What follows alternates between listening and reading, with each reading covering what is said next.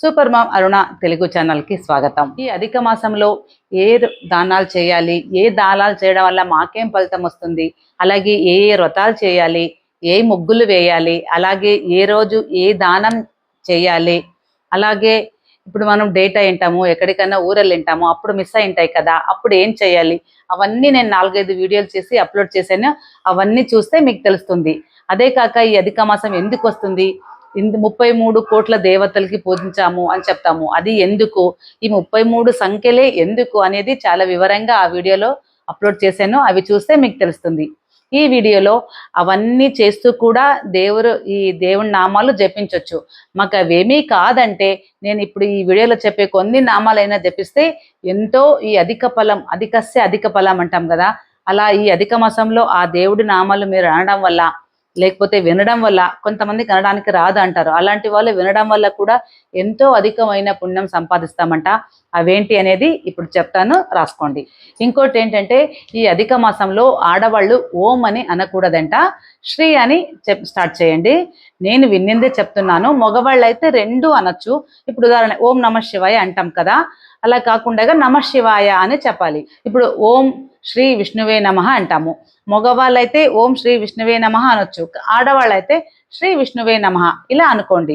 శ్రీ విష్ణువే నమః, శ్రీ జిష్ణువే నమః, శ్రీ మహావిష్ణువే నమః, శ్రీ హరహే నమః, శ్రీ కృష్ణాయ నమః, శ్రీ అధోక్షజాయ నమః, శ్రీ కేశవాయ నమః, శ్రీ మాధవాయ నమః, శ్రీ రామాయ నమః, శ్రీ అచ్యుతాయ నమః, శ్రీ పురుషోత్తమాయ నమః, శ్రీ గోవిందాయ నమః, శ్రీ వామనాయ నమః, శ్రీ శ్రీధరాయ నమః, శ్రీ శ్రీకంఠాయ నమః, శ్రీ విశ్వసాక్షిణే నమః, శ్రీ నారాయణాయ నమః, శ్రీ మధురిపవే నమః, శ్రీ అనిరుద్ధాయ నమః, శ్రీ త్రివిక్రమాయ నమః, శ్రీ వాసుదేవాయ నమః, శ్రీ జగధరాయణాయ నమః, శ్రీ శేషతల్ప నివాసినియే నమః, శ్రీ సంకర్షణాయ నమః, శ్రీ ప్రద్యున్మే నమః, శ్రీ దైత్యరాయ నమః, శ్రీ విశ్వతోమాయ నమః, శ్రీ జనార్దనాయ నమః, శ్రీ ధరధరాయ నమః, శ్రీ గరుడధ్వజయే నమః, శ్రీ ఋషికేశాయ నమః, శ్రీ పద్మనాభాయ నమః,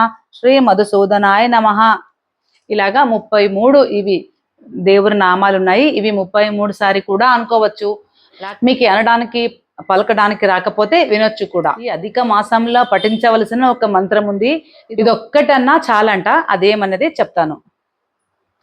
గోవర్ధనం ధరం వందే గోపాలరూపిణం గోకులోత్సవమేషాణం గోవిందం గోపికా ప్రియం. ఇలా అనుకుంటే కూడా 33 సార్లు అంటే చాలా ఫలితము. కాకపోతే వినండి, లేకపోతే ఒక్కసారైనా అనండి. దీంతో పాటు చిన్న చిన్న మంత్రాలు మీ ఇష్ట దైవాలవి కానీ, కుల దైవాన్వి కానీ అవి కూడా అనొచ్చు. ఇప్పుడు ఓం శ్రీహరి అనొచ్చు. ఓం శ్రీహరి, హరి ఓం, హరే రామ రామ రామ హరే హరే, హరే కృష్ణ కృష్ణ కృష్ణ హరే హరే, ఇది కూడా అనుకోవచ్చు. లేకపోతే ఓం భగవతే వాసుదేవాయ నమః అని కూడా అనుకోవచ్చు.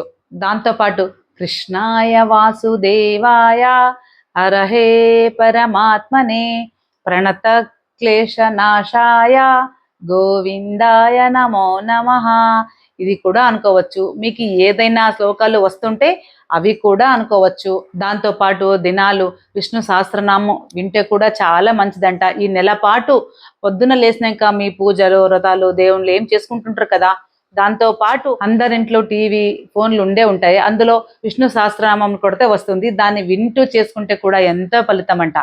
తెలుసుకున్నారుగా ఏ దేవర నామాలు అనేది. నమస్కారం.